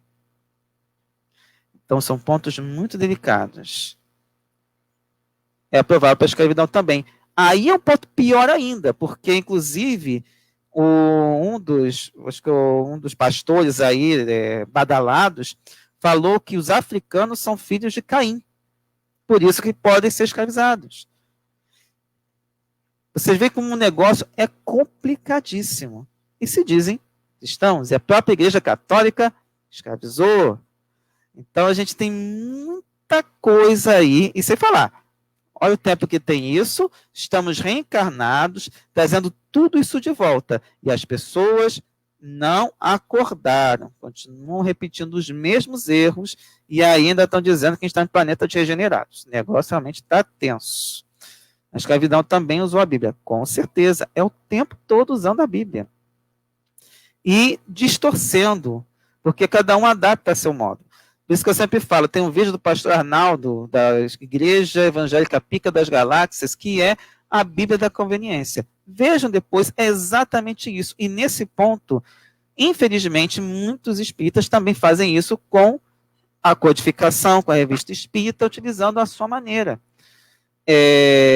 Quando, na verdade, a proposta, e eu pego uma fala que é do Jorge Medeiros, que é um físico, é negro, tem canal no YouTube falando de espiritismo de maneira muito embasada, falando exatamente o seguinte: nós temos como base na doutrina espírita leis da natureza. Nós temos Kardec que ajuda a explicar as leis, mas a base é a lei da natureza. E quem descobre a lei da natureza é a ciência. Nós temos a questão moral também, que é uma questão humana. Isso é uma questão nossa. Então, são questões que realmente precisam ser bem embasadas para a gente realmente pensar. Então, por isso que, para mim, a gente tem que pensar, exatamente antes da gente fechar essas coisas, o que é ser cristão, o que é ser anticristão, qual é a base que nós vamos usar. Por isso que é meio complicado eu fechar isso aqui, eu queria deixar esses tópicos para debate, porque não vai ser aqui no comentário que a gente vai fechar. Isso merece outras reflexões, outras leituras, pessoas com outras visões, mas que tenham a possibilidade de trazer isso de maneira mais aberta, sem tanto ranço, o que é muito difícil. Porque todos nós temos um feedback de alguma doutrina que a gente vivenciou, algum conhecimento que a gente teve. Não existe ninguém imparcial, mas é importante que a gente tenha isso em pauta para que a gente possa ter uma base de concórdia, e a gente também achar um patamar para a gente, mais do que combater, a gente esclarecer. Porque, infelizmente, nós não produzimos a vacina contra esses comportamentos no momento adequado. Nós, infelizmente, estamos lidando com a invigilância de séculos em que a gente pôde combater, mas, na verdade, a gente não combateu. Isso eu falo em termos de várias encarnações em que nós tivemos e que pudemos combater e não combatemos. Na verdade, o negócio foi se agravando com bola de neve e agora estamos aqui vivendo esse momento em que felizmente a gente pode criticar, em que a gente pode colocar em pauta. Se fosse talvez uns 100 anos atrás, dependendo do local, a gente já seria colocado na fogueira. Então é importante que a gente utilize esse espaço pensando de maneira propositiva. Ninguém quer acabar com o cristianismo, a gente quer que o cristianismo seja realmente o amai-vos uns aos outros. Que esse é o fundamental. E que lembrando que essa não é somente uma filosofia cristã, é uma filosofia do budismo, é uma filosofia do hinduísmo, é uma filosofia do islã, é uma filosofia que está basicamente em todas as religiões. Somente assim é que a gente vai conseguir conversar e promover um mundo melhor e mais justo. Partindo para o penúltimo ponto, que foi um pedido do grupo afro-espírita, do qual eu estou fazendo parte. Deixa eu tocar aqui também um banner de baixo. E hoje ficou mais longo do que eu imaginava, mas vamos tentar cercar. Escolhas de representantes. Primeiro ponto que eu queria colocar aqui. Votar ou não votar. E aí, pegando você também, Antônio, que está com uma outra eleição, aqui a gente está com uma eleição diferente, que é uma eleição municipal, mas esse é um dos pontos que eu considero principais. Votar ou não votar. O não votar, eu sei que às vezes é complicado quando a gente lida, cadê aqui, pegando o gancho do que a gente havia falado, é filosofia também originária e é da natureza, com certeza. Mas vamos agora indo para esse outro ponto, que é a escolha de representantes. Primeiramente, votar ou não votar. Acaba sendo de foro íntimo, mas se a gente levar em conta que se a gente não votar, alguém vai votar por nós, porque afinal, o não voto é uma abstenção, você deixa que outros escolham por você, é preocupante. Significa que você não quer tomar parte. Igual muita gente falou, não vou votar que eu tenho medo. E muita gente, por conta do terrorismo, de ter vivido depois de 13 anos de governo do PT e escolher entre quem não estava propondo nada mesmo, que era o outro lado, que acabou vencendo, não dá para realmente levar em conta. A pessoa tem problema de memória ou não sei. Eu prefiro até não colocar outros pontos. Mas tem gente que se arrependeu. O problema é que arrependimento não resolve. Nesse ponto, não. Na verdade, nem no mundo espiritual. A gente sabe disso. É expiação e reparação. O problema é a gente expiar junto por escolhas de outras pessoas. Mas, enfim. É o sistema e o problema também é do sistema. E aí, outro ponto que tem que ser colocado. Quais cargos públicos estão em disputa? Aqui no Brasil, basicamente, prefeitos e vereadores. Mas, basicamente, no geral, os nossos votos. Aí nos Estados Unidos tem voto no judiciário. Eu não sei como funciona, mas depende também, eu acho que, da localidade. Mas os cargos em disputa. Você, a princípio, aqui no Brasil, você tem o legislativo, em que os candidatos têm que saber que eles vão propor e votar leis, além de fiscalizar o executivo. Quanto ao executivo, cabe a gestão. Então, a princípio, você vai eleger em nível majoritário, ou seja, a cada voto, juntando todo mundo, vai dar um voto para, cargo majoritário, para a gestão do executivo, e proporcional, você vai eleger representantes do legislativo, para propor, votar leis e também fiscalizar o executivo. E aí vamos para os problemas. Tudo isso aqui já é problemático, mas isso também é extremamente problemático, que eu vou tocar aqui. Primeiro, o que é a política? A política é a arte da negociação, pelo menos uma coisa que eu posso trazer aqui. Polis vem de cidade, né? E você vem daí, que vem a ideia da política. E, a princípio, o que eu vejo é uma tentativa de busca de harmonia.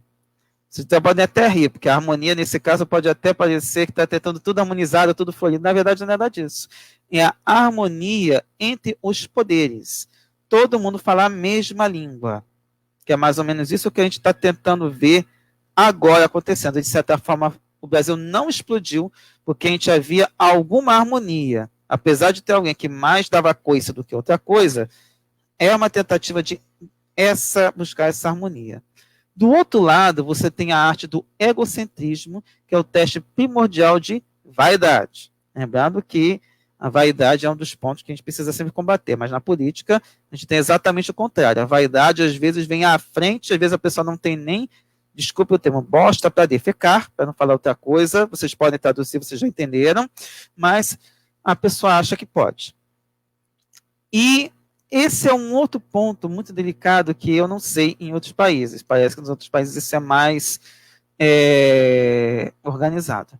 Mas aqui no Brasil, nós temos um problema sério, que nomes que eu vou dar, não sei se tem algum livro, não sei se tem algum lugar, mas pegando um termo muito em voga, que os nossos partidos políticos são líquidos. Por que são líquidos? Porque isso é uma postura fluida e amalgamável de acordo com a situação. No geral, você vai ter isso. Por isso que está tendo, inclusive, muita polêmica, especialmente dentro da esquerda programática, que são os partidos programáticos, aqueles que não se juntam com ninguém por conta do programa, é o programa em si, a todo momento, de você ter, por exemplo, PT e PSL em alguns lugares, PT e PSDB, você tem pessoas juntando com quem apoiou o golpe, e outras pessoas do PT junto. Isso por conta da política local. Você está num país continental, você tem um número muito grande de partidos, e esses partidos não necessariamente correspondem ao que eles dizem no próprio nome. Vamos pensar, qual social-democracia o PSDB defende? Qual democracia o Democratas defende? E fora outros, os partidos trabalhistas. Tem 2 partidos trabalhistas. Qual trabalhismo eles defendem? Os principais expoentes desses partidos não são trabalhadores e não propõem nada que chegue perto ao trabalhismo. E um deles, inclusive, é homenagem ao partido criado por Vargas. E tem uma batalha contra o Estado criado por Vargas, o Estado de bem-estar social criado por Vargas.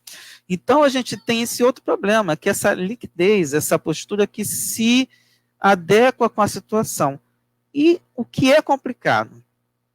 A política, dentre outras coisas, é a busca dessa harmonia. E a harmonia não necessariamente vai sair de acordo com o que a gente pensa. Um bom exemplo foi o que aconteceu na época dos governos do PT, na presidência, em que você teve e manteve, e vai se manter enquanto as pessoas não tomarem consciência, de colocar pessoas de direita no Congresso, que aí forma o famigerado Centrão, que são os que realmente mandam no Brasil, no sentido de eles conseguirem submeter os governos com a sua força, porque são pessoas que são muito espertas e que sabem muito bem como manter a sua base fiel. Por isso que tem coisas que no Congresso passam e que outros não passam. Quando vai para o nível micro, que é para a questão agora, que é uma eleição municipal, você tem mais de 5 mil universos diferentes, que são mais de 5 mil municípios do Brasil. Então, aquilo que, por exemplo, a gente tenta enxergar em nível nacional, não tem cabimento de olhar para o nível municipal. E por mais que tenhamos partidos programáticos, são partidos que, infelizmente, não têm condições de governar sozinhos. Para isso, precisava de uma mudança de sistema. Nós estamos num sistema de democracia, se é que a gente pode falar isso, de coalizão. Só se governa se você entra nessa coalizão. E tudo vai depender dessa negociação com a Câmara dos Vereadores. O que eu estou falando nesse ponto, e que pode doer para muita gente, é ciência política. Como é que muda isso? Tem que mudar o sistema. Como é que muda o sistema? Agora, com o sistema de direita no governo, se for tentar mudar o sistema, imagine o que vem por aí. Se as pessoas estão tirando negros históricos do panteão, ainda que virtual, de personalidades negras do Brasil. Você está matando LGBT a rodo. Você está tirando todas as formas, você está matando um índio, você está destruindo floresta, você imagina o que vem por aí. Não tem democracia que se segure, muito pelo contrário. Você tem muito problema que vai vir por aí, se a gente colocar e fazer isso agora. E o que é mais delicado, que a maioria das pessoas hoje, eu sei que tem gente que pende para um lado e pende para o outro, mas com a aprovação atual do Bolsonaro, aí mesmo que não tem proposta, vai ter que ser pequena, vai ter que ser jeitinho para a gente tentar, pelo menos, ver se a gente consegue criar maneiras de eleger pessoas que correspondam, perdão, correspondam à nossa vontade. Não digo a vontade minha, não digo a vontade tua, digo a vontade da população. O que a pessoa realmente quer? O que a população realmente precisa? Muitos do Centrão sabem, só que eles sabem também que se der tudo, daqui a pouco eles não são mais eleitos. Vem outro, vai prometer outra coisa e pronto. Então, é muito complicado quando a gente tenta pensar na escolha de representantes, porque a gente pode pegar um ponto do tipo que a gente costuma ver por aí, as pessoas ficam inventando personagens, ou tentam falar tentando criar uma pauta moral. É o que muitas vezes as pessoas fazem, mas até que ponto que isso realmente vai resolver? Mas nesse ponto eu posso dizer uma coisa: os detentores de determinadas representações religiosas têm conseguido dar um show de tentar impor e estão conseguindo manter o Centrão ali sob o jugo deles. A nossa parte, talvez, aí a questão é que é mais complicada, é a gente ir para a rua, tentar conversar, é tentar, dentro das nossas possibilidades, tentar promover uma educação política, para promover essas coisas. A gente tem feito até uma campanha, negro vota em negro, professor, trabalhador vota em trabalhador, LGBT vota em LGBT, mas isso não é suficiente, porque nós temos pessoas que muitas vezes não estão enquadradas nesse métier, mas são pessoas que são nossa voz lá dentro também. Mas o problema está nessa questão da representatividade também. Quem me representa realmente? E depois que vai para lá, eu fiscalizo, acompanho o mandato dele, vejo os discursos que ele proferiu. É muito delicado. É um ponto muito sério. E aí Antônio colocando mais uma colaboração, por isso precisamos eleger mulheres e pretos. Eu acho que isso também é um ponto chave para a gente colocar, porque a maioria do Brasil é feminina e preta. E cadê eles? As pessoas não se enxergam dessa forma. E a gente pode colocar isso em pauta quando a gente abre qualquer novela e a gente vê a maioria branca. E não somente eu que questiono isso. Eu assisti a 2 novelas angolanas, Indec e Giclu Messo. Quem não assistiu, assista. Gente, como é lindo Angola e como é lindo você ver um elenco majoritariamente negro. E aí que é interessante que uma das atrizes dessas novelas que participou colocou um questionamento. Como é que... E olha que eles se baseiam, inclusive as primeiras novelas produzidas foram produzidas por brasileiros lá, inclusive com participação de atores brasileiros também. E aí vem a pergunta, como é que aqui, que tem uma maioria negra, você não tem essa representação negra nas novelas, que é um dos principais produtos culturais de exportação? Também falta de consciência de classe, disse o Antônio. Classe média, a média no Brasil não se reconhece como trabalhadora, com certeza. Porque às vezes tem um carro, às vezes tem empregado e acha que é patrão. Eu posso pegar um caso, tem uma pessoa conhecida minha, que ela tem um estúdio de... Enfim, é uma pessoa que é uma profissional liberal, trabalha por conta própria, chegou a ter uma clínica, que ela trabalha com a área de saúde, e depois agora passou a trabalhar sozinha. Quando foi nas eleições, ela estava encantada com um partido que só tem ricaços, que fala para empresários. E aí eu parei com ela e falei, uma vez, não sei, a gente entrou nesse assunto, comentei com ela que só vai para frente, o Brasil só vai mudar quando alguém olhar para o povo. Aí não, tem que olhar para o empresário também. Ela se acha empresária. Só porque deve ter CNPJ. Só que ela não é empresária. Ela é uma profissional liberal com CNPJ. Ela é uma trabalhadora. Ela não gera emprego, ela não gera posto de trabalho, ela não é dona de meio de produção. No máximo, o que o pessoal costuma falar seria um pequeno burguês. No máximo. Eu acho que nem seria essa classificação, porque eu não sou muito talhado nessa questão marxista. Mas é uma pessoa que não tem consciência de classe mesmo. E com um detalhe, ela depende dos clientes. Sem clientes, ela não tem dinheiro, ela não trabalha, não consegue dar conta nem da própria vida. É complicado. É complicado, não é fácil não. E o que vem para frente, se as pessoas não acordarem, a gente vai continuar com isso. Então, você convencer uma pessoa de que ela não é... Quer ver uma coisa? Eu fiquei assustado. Uma vez eu estava analisando a minha classificação no IBGE. Eu fiquei assustado, porque do jeito que eu vivo, eu jamais imaginei que eu estaria na classificação por conta do meu salário. E, infelizmente, o IBGE, nesse ponto, é a régua, né? Você tem a medição. E eu não vivo como aquela classe. E tem pessoas até que têm menos e têm uma vida mais confortável porque, de repente, consegue se planejar melhor. Mas tem coisa que você não consegue planejar. Mas eu procuro ter essa consciência de classe. Ou seja, eu sei o meu lugar, eu sei o que eu faço, eu sou trabalhador e eu procuro agir como trabalhador. E eu vou defender quem é trabalhador. Voltando aqui. E se ela ficar doente, ela não gera renda, terá que usar o SUS, e se tiver o SUS até lá. Exatamente. O pior é isso, se tiver o SUS até lá. Porque a ideia é privatização a rodo, ou seja, copiar o que, não sei, o pessoal fala muito da escola de Chicago, mas se o negócio é tão defasado, como é que o pessoal ainda aplica, não sei. Mas a ideia é essa. É o país super desenvolvido, como você mesmo falou, entre aspas.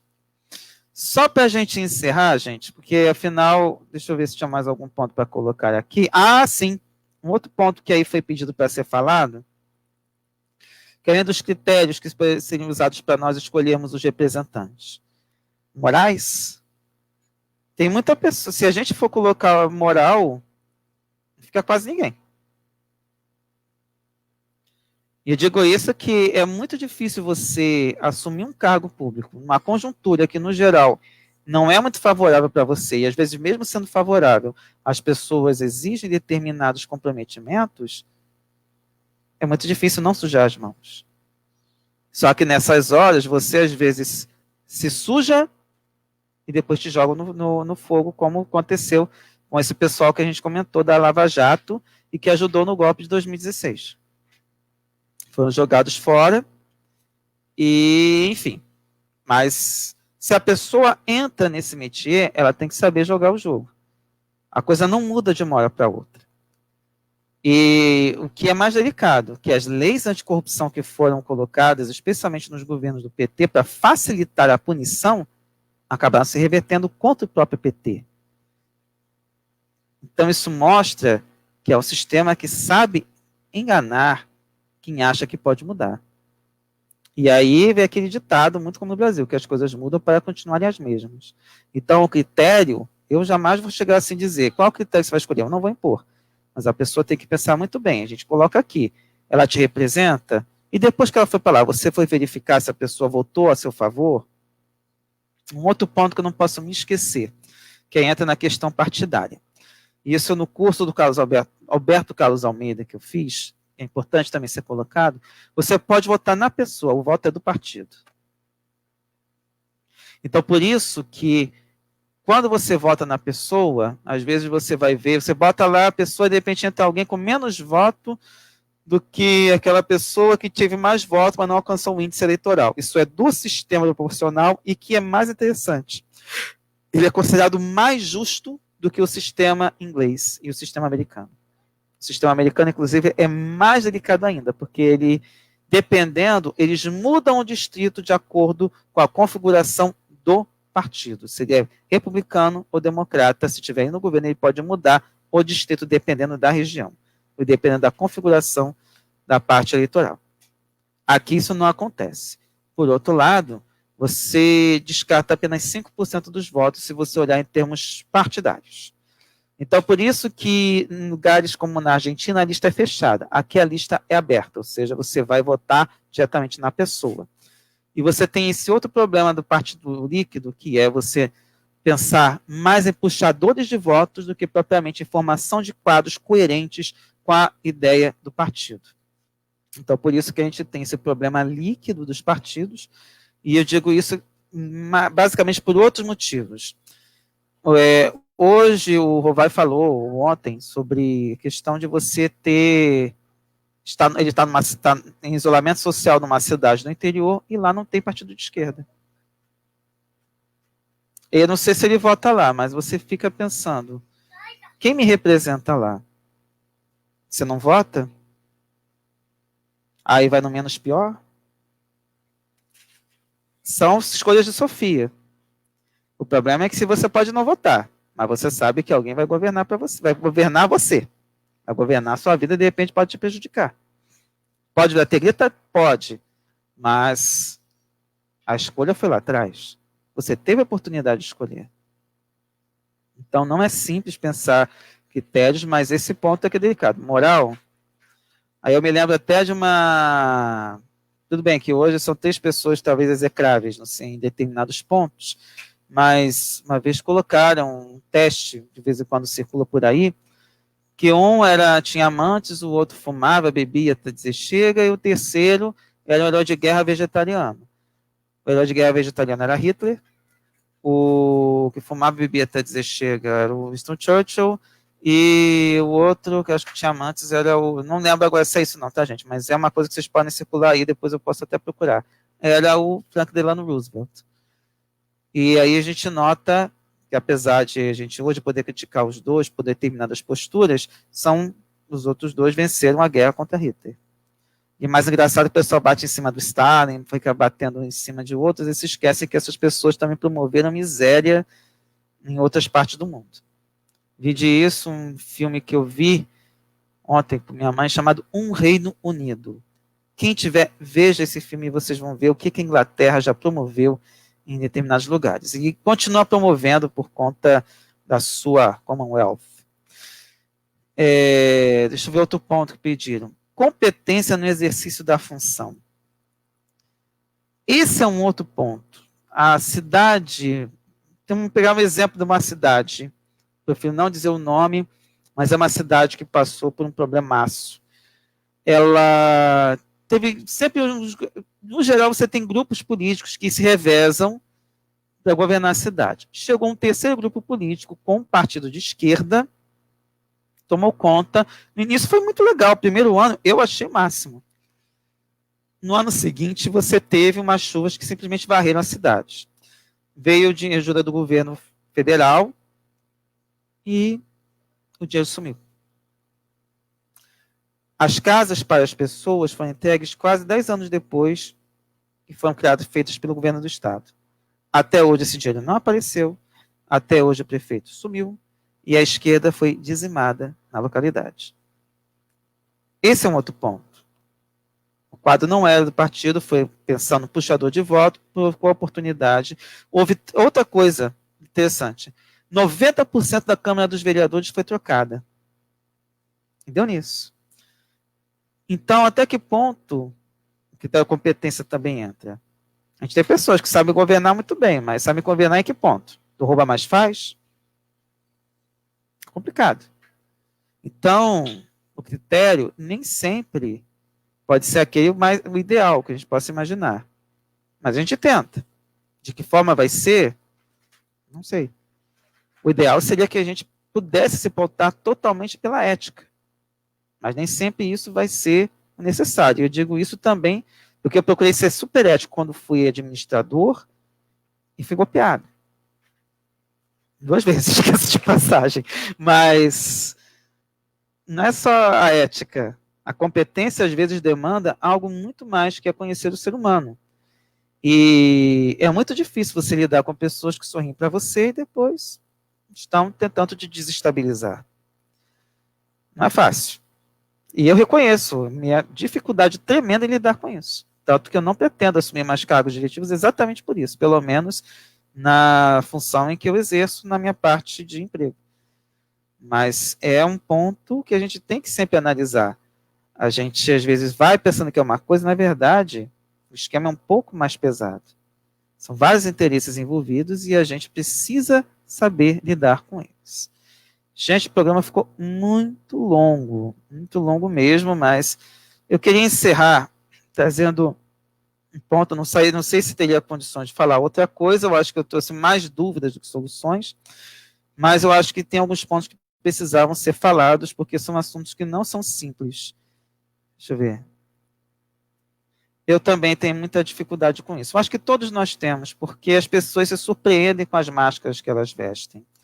E em nome, às vezes, de uma tentativa de estabilidade, seja no emprego, seja numa posição social, seja num cargo que vai ganhar um pouquinho a mais, e eu não digo que a pessoa se suja por $1.000, tem gente que se suja por R$100, por R$50, por R$150. Eu digo isso porque, lembra que eu falei da questão dos cargos no serviço público? Eu uma vez exerci uma função em que a minha comissão era R$350. E eu ficava manhã, tarde e noite. Eu ficava até além do horário, mas porque eu pensava não no tempo que eu ia dedicar, mas por conta da responsabilidade, que era grande.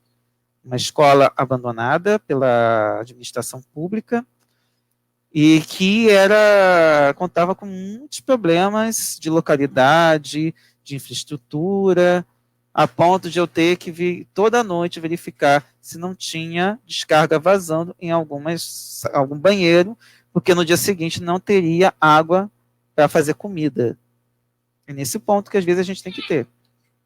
Agora, fazer isso toda noite nem sempre dava. E no geral, às vezes dava problema se não fizesse. Então, nem sempre acho que competência é realmente bem delicado mesmo. Às vezes é competente por um lado, mas se não tem a questão da relação interpessoal boa, a pessoa realmente fica mal. Para fechar, gente, eu queria trazer esse ponto, que é lembrar a questão do Outubro Rosa, que é a campanha para o câncer de mama, ou melhor, para as pessoas fazerem exames de câncer de mama, e lembrando que não é somente mulheres que precisam fazer exames de câncer de mama, homens também podem ter câncer de mama. A gente fala muito no Novembro Azul, que o pessoal sacaneia bastante por conta do exame anal, mas a gente tem que também se cuidar da parte do corpo, e os homens, no geral, descuidam muito da sua saúde.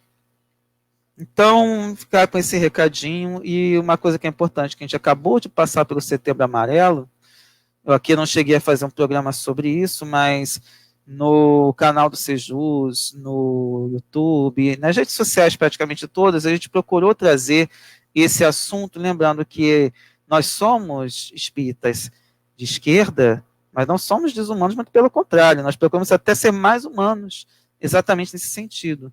E nossa solidariedade sempre a todas as pessoas. Estamos abertos a ouvir, a conversar com todo mundo. E nós participamos dessas campanhas também. Exatamente porque a gente quer o bem comum. A gente quer o bem de todos. E é por isso que estamos aqui, nesse papo de quase 2 horas. Mas foi bom a gente conversar um pouco, especialmente contando com quem participou, que foi Carla e o Antônio Zupério. E a gente tenta fazer a nossa parte, que é despertar consciências e buscar a emancipação social, que é algo realmente que inclui exatamente isso. Quem sabe um dia a gente nem vai precisar mais de Outubro Rosa, nem Setembro Amarelo, a gente já vai estar num patamar em que todo mundo vai se cuidar, vai procurar cuidar da própria saúde, cuidar de si mesmo, cuidar dos outros, e todos juntos preparando um mundo melhor. Esse é o objetivo de estarmos aqui. Obrigado. Mas não era, a gente não arrasa, a gente tenta fazer a nossa parte. Então, não sei se você viu da outra vez, eu gosto muito de colocar esse aqui, né? Sextou, sabadou, que afinal aqui já passa de meia-noite a sábado, que você deve ser sexta-feira ainda. Só para lembrar essa mensagenzinha, Sejus nas redes. Estamos no Facebook, no YouTube, no Twitter, no Instagram, no TikTok e no WhatsApp. Curta e compartilhe, gosta de coraçãozinho, que é bom, que algumas pessoas colocaram. Compartilhe nosso trabalho. E, se possível, venha estudar conosco. A gente está analisando quem quiser pode deixar o WhatsApp no privado, no próprio perfil aqui. E nós consideramos o nosso trabalho como espiritismo progressista e kardecista, porque a gente procura valorizar as obras e o método de Kardec. E aí, só para lembrar das nossas lives, segundas no Instagram às 20 horas com Vendista, terças-feiras no canal do Sejus, 8 da noite, estudando a tese No Principio do Verbo, de Célia da Graça Ribas, Às quartas nós temos no canal Paz e Bem no YouTube, 6 horas com a Carla Pavão, e às 6h30, estudos das obras de Allan Kardec. Por enquanto estamos estudando o que é o Espiritismo, mas nós já estudamos todas as obras básicas. Então vocês podem ir lá conferir e sempre curtir, compartilhar, trazer sugestões e vamos estudando cada vez mais.